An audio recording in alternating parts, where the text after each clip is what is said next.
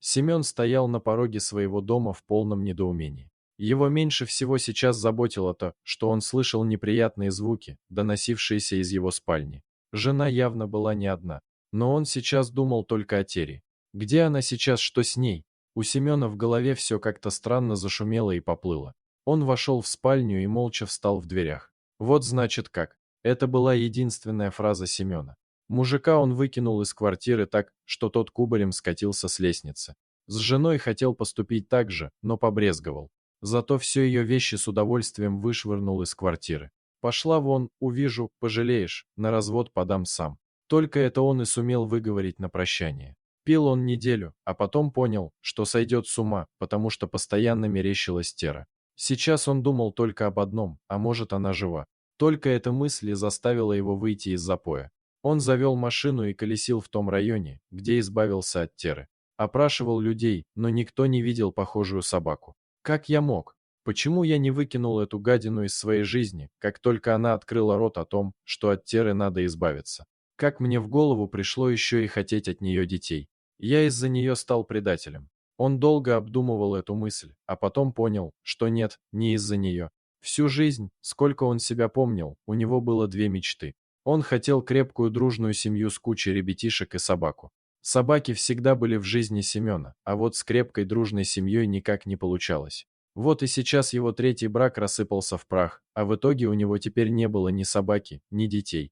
Свою Теру он взял щенком еще до того, как встретил Клару. Он сразу видел, что женщина не любит Теру, а только терпит ее присутствие. Надо было еще тогда все оценить и понять, с кем он решил связать свою жизнь, но он был как в тумане, как будто его околдовали. Клара стала его шантажировать тем, что если в доме будет собака, то у них не будет никаких детей. Сейчас он понял, что она и не собиралась рожать.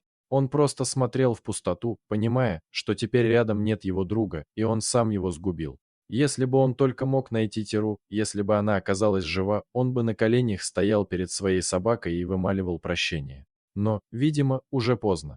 Месяц назад Татьяна возвращалась после трудового дня из города в свою родную деревню. Шел проливной дождь, на выезде образовалась огромная пробка. Татьяна привычно уставилась в окно и вдруг заметила какое-то странное движение между машин. Красивая белая собака металась, совершенно потеряв ориентацию. «Бедная собака», — подумала девушка, — «она точно попадет под машину или простудится». В какой-то момент пробка встала, собака поравнялась с ее машиной, и Татьяна, внезапно для самой себя, открыла пассажирскую дверь. Она тихонько позвала собаку. Через час Татьяна уже подъезжала к своему дому на окраине села со своим новым попутчиком. «Откуда же ты взялась на трассе? Такая красавица?» — причитала девушка, наливая собаке тарелку наваристого куриного супа. «Как же тебя зовут? И где твой хозяин? Ты потерялась или тебя выбросили?» У нее было столько вопросов и ни одного ответа. Собака посмотрела на девушку своими удивительно грустными глазами. «Ладно, начнем жизнь с чистого листа», — предложила Татьяна собаке, и та доверчиво лизнула девушку в нос. «Для начала надо придумать тебе имя. Мне, например, очень нравится Снежана, потому что ты белая, как снег зимой. Будешь Снежка, нравится?» И собака еще раз лизнула свою новую подругу в нос. «Значит, нравится», — заключила Татьяна. «Я работаю в городе, поэтому рано утром уезжаю, а поздно вечером возвращаюсь. Так что придется тебе ждать меня каждый день с работы. Но я обещаю тебе привозить за это что-нибудь вкусненькое. А выходные мы обязательно будем проводить вместе. Будешь бегать вдоволь и наслаждаться жизнью. Согласна?» И в знак согласия Снежка еще раз лизнула хозяйку в нос. Уже прошло 3 месяца с того момента, как Семен высадил Теру на трассе. На работе начальник смотрел на совершенно измученного мужчину, а выяснив, что тот застал жену с другим, сказал оформить ему месячный отпуск. «Поезжай куда-нибудь за город, побудь на свежем воздухе, вдохни чистоту и красоту природы. Вот тебе ключи от моей дачи. Ты только не вздумай глупости делать», — предупредил он. Начальник намекал на запой или суицид, да мне уж дальше глупить некуда. Все, что мог, уже сделал, безразлично кивнул Семен, взяв ключи. Татьяна проснулась рано утром. За окном начинался чудесный солнечный день. Такие дни в начале осени бывают часто. Небольшой туман еще покрывал поля.